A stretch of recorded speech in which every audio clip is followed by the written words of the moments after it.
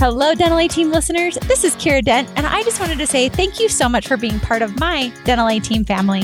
I seriously love doing this podcast. I thought I was going to hate it, and I love it. I love it so much because I get to connect with you. I get to hear how this podcast is helping you and your practice be better.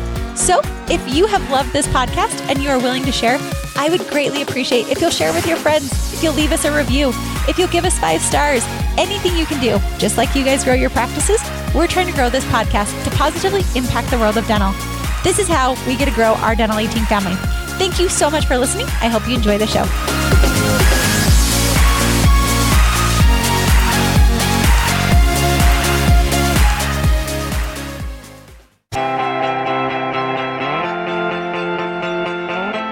Hey everyone, welcome to the Dental A Team podcast. We're your hosts, Kiera Dent and Dr. Mark Costas. Mark and I had this crazy idea that maybe we could combine a dentist and a team member's perspective because let's face it, dentistry can be a challenging profession with those two perspectives. And Dental A Team podcast was created.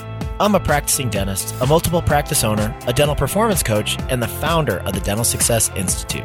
I've been a dental assistant, treatment coordinator, scheduler, biller, office manager, current practice owner, and international dental consultant. Mark and I don't just understand you, we are you. Our goal is to positively impact the world of dentistry by sharing our lessons learned from the road in hundreds of dental offices.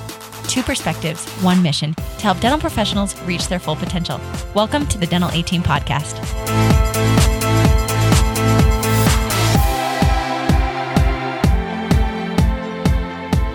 Hello, Dental A Team listeners. This is Kiera, and I am beyond excited, guys. You know that I adore Ashley. She's on our KDC team. She makes me laugh. She reminds me of that life is meant to be super funny and enjoyed, and she's brilliant with dentistry as well. So welcome back, Miss Ashley Dorn. How are you? I'm super great. How are you doing today? It's so good. It's a beautiful day. I love this. But we have an awesome topic today. You're going to actually share some personal things about you because you had an experience in your life that totally changed you. And so I want to kind of give you the show today and let you take over because your story inspired me, and I know it's going to inspire our listeners. So have at it. I think it's going to be an incredible episode today. Yeah, thanks for that amazing intro. And I couldn't agree with you more. This trip that I took was absolutely amazing, total life changer. It was a dental mission trip to Haiti, and it's really the reason why I'm doing what I'm doing today and wanting to just go and help so many different people get in contact with as many doctors, as many offices as we can and as we do with the Dental A Team across the nation. So I was fortunate enough to have the opportunity to go to Haiti on a dental mission trip in 2017, and it was ultimately just the best experience of my life. Seriously, doctors, everybody, team members, take your team doctors. It's worth it. Go out there, go on a dental mission trip. I say that my philosophy on it is that it's the number one cure when you're on the verge of burnout. Not that I was necessarily at that point, but it's just so fulfilling and so rejuvenating, and you feel just incredible coming off of it. So yeah, I wanted to kind of share my Haiti story with everyone out there, all of our listeners, and just, touch base on my experience and what I went through and why it was so moving for me. Yeah, for sure. I love this because honestly, I think, like you said, when I went to Tonga or when I've done some other things, it reminds you why we're doing this. It brings back that why, and it changes you. You become a completely different person that will never be the same again. So I'm excited for everybody to hear it. So just dive in. I can't wait. Awesome. Yeah. So I'm going to start initially with just booking the travel and getting everybody on board. So I was working in an office with all women, and I think our staff was up to like 12 people at that time. And unfortunately, not everyone could go. Not everyone could leave their families or could sustain that type of travel. So it ended up 6 of us going, 6 of us from the office. We had 2 hygienists, 3 dental assistants, and then the doctor. So actually, no, that was 5 of us from the office going. It's okay. She's really good, guys. Don't even stress. That was a total slip. So yeah, it was absolutely amazing. Getting everybody on board. The whole team was excited to see us off to go. And then the ones that were going were just like super pumped. We just did not stop talking about it. And of course, going to a foreign country, they recommend you get your immunizations. So Obviously, that was a huge deal, making sure everybody had their paperwork. We had to send it all over to the company that we were with. So that was something, just all the beginning steps just made you that much more excited for it. So finally, getting to Haiti. Was... hang on. Why did you guys choose Haiti? What was the reason? Like, how did the doctor pinpoint we're going to Haiti? What was the rationale behind that? Yeah, so she had found out about this opportunity to partner with this company called Hope Smiles. Mm-hmm. And Hope Smiles is an amazing, amazing company. Obviously, I'm biased because I've worked with them. But so they have established dental care down in Haiti. And because of this startup, this initiative, there are now 2 Haitian doctors. Before, there were not any in Haiti. So she found out about them. And then heard about them, I think, through a networking thing she was a part of, and decided, she wanted to get her team on board if we were willing to go and take us down there. Very cool. I like that. Yeah. And there's lots of things. I know on DSN, so if you guys want to be part of the Dental Success Network or DTSN, they just started one that was mission trips. So you can hear about them. I went to Tonga with Midwestern University. I know they have some in Guatemala, down in the Dominican Republic. So they're kind of all over. So definitely hop on. There's plenty of them out there. So I love hearing that that's the organization you worked with. So giving people kind of a springboard of where to go. Mm-hmm. Yeah, and Hope Smiles does things local in the States as well, but I think their biggest locations out of the U.S. are Haiti and then also Uganda. So very cool. Yeah, super awesome organization. So back in Haiti, we get picked up from the airport, and the communication level, it was definitely there, but it was a little bit, not as fluid as I guess it should have been. You're in Haiti. Welcome, right? We're in Haiti, right. So we are on the phone with a local Haitian and having a hard time understanding them, figuring out where we need to go to get transport to this destination, an hour away from the airport. And we ended up getting in touch with locals who were there, who were trying to persuade us to get into the back of this truck. Perfect. Now, totally safe. Right. There's no laws. We're coming from America, and we're totally snooty over here that we've got to wear seatbelts and all that. For sure. Absolutely. And so you're transporting, all these basic women from America in the back of this truck. And no seatbelts back there. The front cab, of course, had seatbelts, but you could only fit 3 up there. And of course, they were driving because they knew where they were going. And so, I think one of the girls, actually, I remember her saying, it looks like we're getting ready to go to a concentration camp. And I said, well, that seems a little extreme. That's terrible. Yeah. But somebody had to make the first jump. So I was like, well, and I picked up my suitcase, threw it in the back of the truck, and I said, what's the worst case scenario that can happen at this point? Well, we're here. We might as well jump all in. Yeah. So yeah, we did. And then I remember taking videos from the back of that truck and watching them transport us to our destination. Of course, we got there safe. We were totally fine. Ashley's still alive, guys, so it was just fine. Yeah, no big deal. Still here. You face your fears. Good job. But the roads in Haiti are so crazy. There's no traffic laws. So definitely not one that, you want to transport people that get car sick on. Thankfully, everybody was fine. But just the ride over there, I was like, okay, this is it. We're ready. We're ready for whatever gets thrown our way at this point. So getting to the resort where we were staying was super fun. It was gorgeous. I felt like we were so spoiled with how beautiful it was. And then we started to meet all of the teams. So it was our team that we were with, and then also a team from Austin, Texas. There were a couple of dental students there as well. And then we were so lucky to have the dentist with us and his son, who actually started the company. Very cool. So that was super awesome, just to meet and get to know everybody. So we spent the night there at the resort. We spent the whole time there at the resort. And then the next morning, woke up at 5:30 in the morning, and we were on a school bus ready to go to our destination of where we were going to set up a mobile clinic. So we get to this destination, we set up the mobile clinic. Everybody's kind of getting assigned roles. I was put to be in charge of triage. Everybody gets assigned with a translator. So my job was to bring somebody to the back, kind of figure out what they needed based on whatever my translator, was explaining to me they needed, and then go from there with getting them set up to go and see a doctor. So I remember I had the first patient. I was like, all right, here we go. We're starting. Let's go. And I get him in the back, and he needs tooth number 5 extracted. So I bring him into a separate room, get him seated down into a chair, went up to one of the doctors that was there and said, all right, this is what this guy needs. He needs number 5 extracted. It's broken off pretty badly. And how do you want me to help you proceed? And he's like, well, can you numb him up? and I said, me? And he said, yeah, can you numb him up? And I said, physically, yes.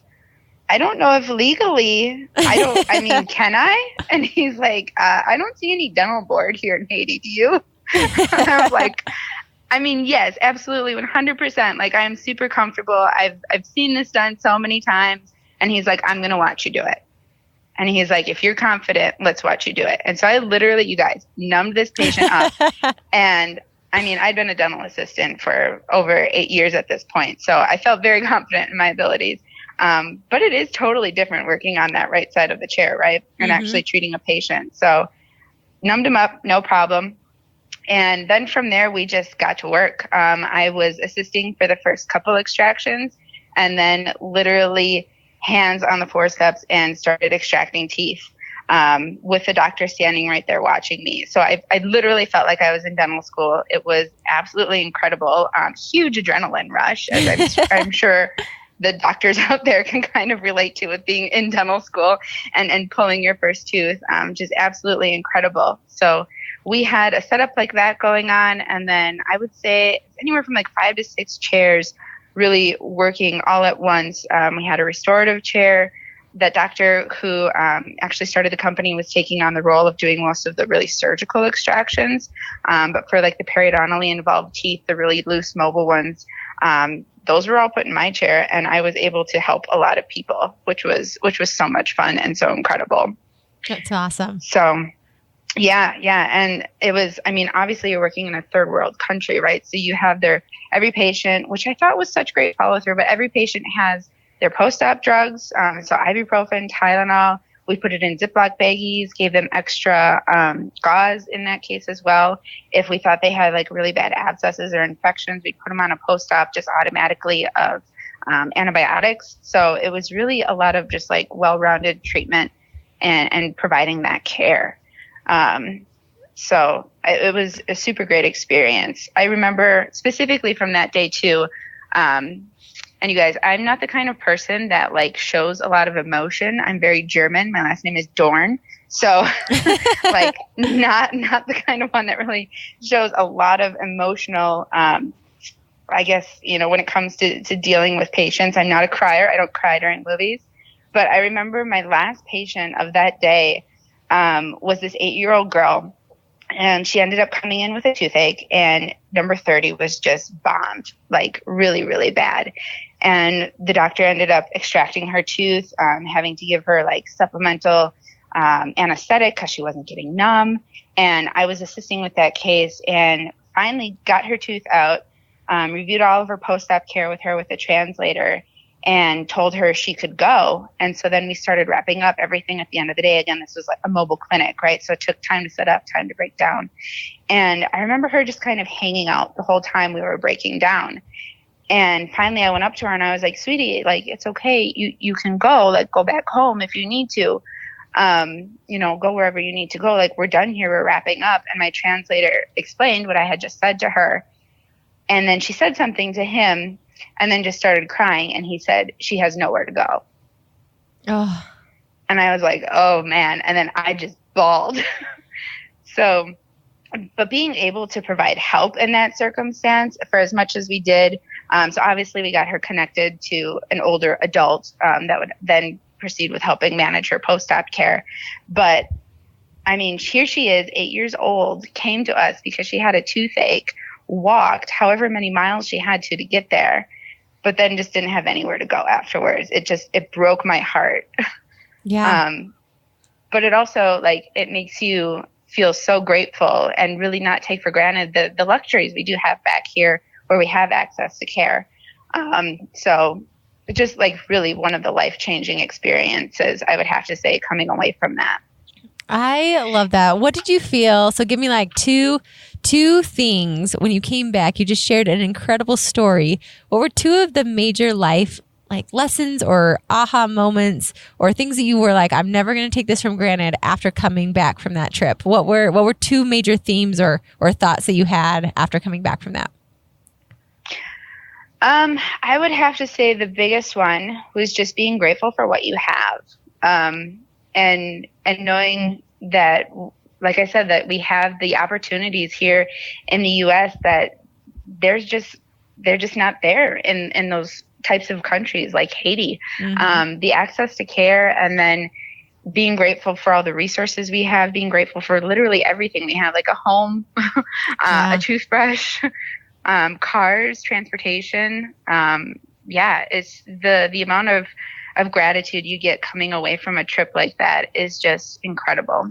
That's awesome. It makes your bad days here not seem super bad. It's like, oh, darn it, my coffee was cold and I was late to work. Like, that's really not that bad of a day, comparatively speaking. I think it puts things into perspective for you a lot more. Yeah, absolutely. And then just not taking anything for granted, life is too short to not be happy is one of my main life mottos. So really just not taking anything for granted, trying to find the joy in every little thing that's out there, and being happy ultimately, and no matter what you do. I love that, because the reality is that is life, right? We get to choose. We get to choose our own reality. We get to choose if we're happy or we're sad. And I love how you put that of, being very grateful for what we do have, no matter where we are. I don't think you have to live in the United States to be happy. I think anywhere you can be happy. And I think there are beautiful things anywhere. I know we chat with people that aren't even in the United States on this podcast. And the reality is, wherever you are, being so grateful for what we do have and the massive abundance blessings that we have. And then, like you said, life's too short. Like, be happy and enjoy the ride, because ultimately, and I'm going to tie it back to something you said at the beginning of, this is a great way when you are feeling burnout. The other day I was thinking, and I was like, gosh, I'm just like unhappy. I'm not content. Like, what is going on with me? And I was meditating, guys. I really do meditate. And I think about these thoughts. And the thought came to me of, Kiera, the reason why is because you're not doing anything beyond yourself. All you're doing is focusing on yourself. You're focusing on your business. You're focusing. And even though I'm constantly thinking about, Ashley and my other team, like what I need to do for them, ultimately it's pretty self-centered. And when that thought came to me, I was like, gosh, like that's such a good point of, and I had the thought, you probably should go do some volunteer work. So even if you don't have a mission trip in your future, I would say look into it. Look for things you can do right now. Maybe offer a free dental day at your office. Even just go volunteer at, the local food bank, or find areas in your community, because when you're feeling that burnout, a lot of times it's the constant focus, especially as a business owner, as team members, we get that burnout. But I found a lot of times that burnout comes, and I don't say this tritely, I don't say this condescendingly at all. I'm saying I'm in this boat with you all. But I think a lot of times that burnout comes from being so focused internal, and we're not doing anything external to kind of put life back into perspective.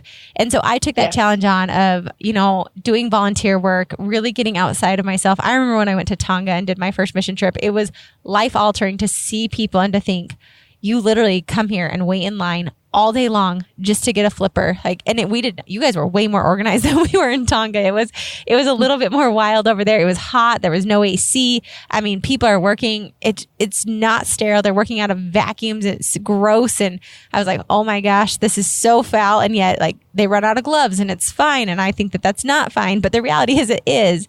And so getting out of yourself, I love that you said that this is a cure for burnout, for exhaustion, is finding somebody to serve, finding somebody that you can help, that you can change their life. Just like you said, like when you said that about that 8-year-old little girl, I got chills, and I just thought, you're right. That is the cure for that burnout. That is that cure for the unhappiness or the not being content in life, is finding a way to get outside of yourself and to give back and put life back into perspective. Yeah, absolutely. So I'd agree more. How did you guys organize that trip? Like, how did you even find out about that? Was that more your doctor, or did you guys as a team kind of look for that as well? What was that? How did that take place?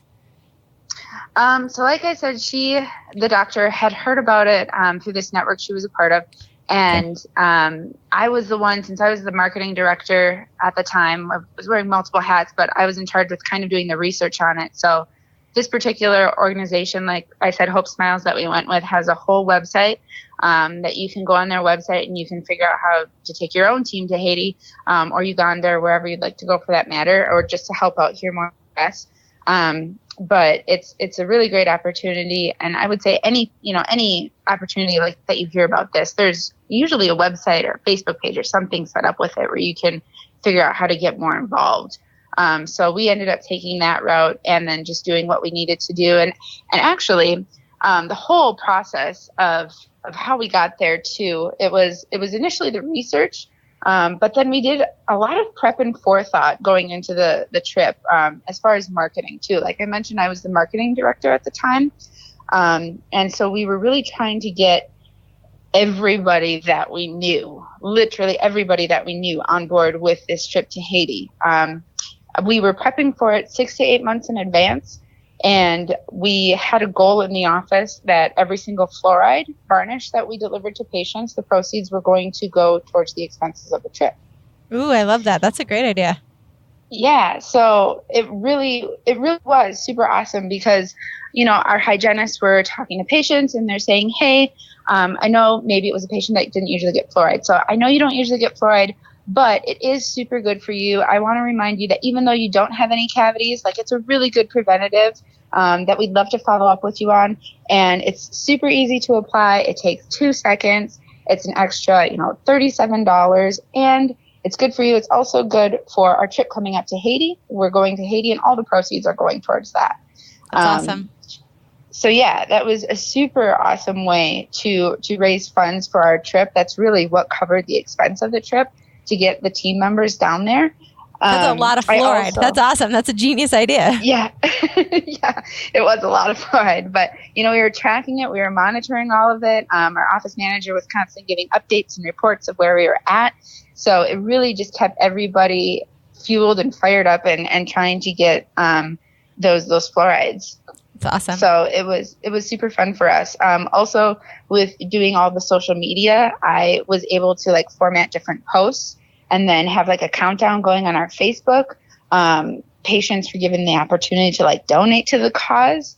And then I use those same images in an effort to brand it all, of course. Use the same images that I posted on Facebook and had them up on the monitors of the TVs that were, the monitors in front of the patients. Mm-hmm. So I had them flashing in front of them as they're sitting in the dental chair. That's what they're looking at.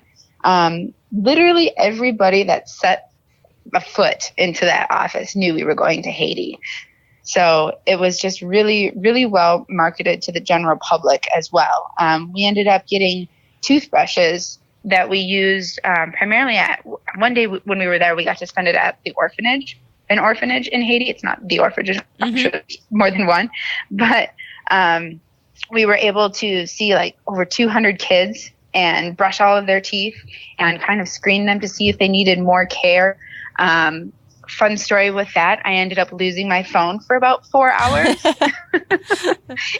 No panic moments at all. Just panic. Right. You're in another country, totally no phone. Fine. Terrifying. Okay. Right. And I love that even though it was 4 hours, that's how connected we are to these things. And I would definitely have done the same thing. 4 hours. Yeah. The entire afternoon it was gone. And what ended up happening, so orphanage in Haiti, right? You have all these kids running around. We have about 6 chairs set up where we're actually brushing kids' teeth and showing them and have our little mirrors out and educating them. And I, of course, I'm wearing these scrub pants that have cargo pocket on the side. Mm-hmm. And the whole time kids are coming up to you, they're hanging on you, they're hugging on you. It's incredible. But one of them ends up just snagging my phone out of my pickpocketers. That's great. Yeah. And all of a sudden, I realize it's gone. And I'm like, oh my gosh, I have no idea where it is. Kiera, I still have the videos she took. I still have all the photos she took on my phone. And it is amazing. There's 10 videos in slow-mo of just Haitian orphans dancing. It's the best thing ever. That's amazing. So yeah, I ended up getting it back. That's good. That's good. There was absolutely no scolding, but it was incredible. That's awesome. So much fun. Yeah. Well, I love the ideas you had of how you marketed this. So if any of you are interested in doing this for your office, or you're interested in learning more, Ashley's a phenomenal resource. You guys can always email in info@thedentalateam.com and just ask. Ashley is a phenomenal marketer. That's one of the main reasons I wanted her on my team, is because you all know marketing is definitely not my strength.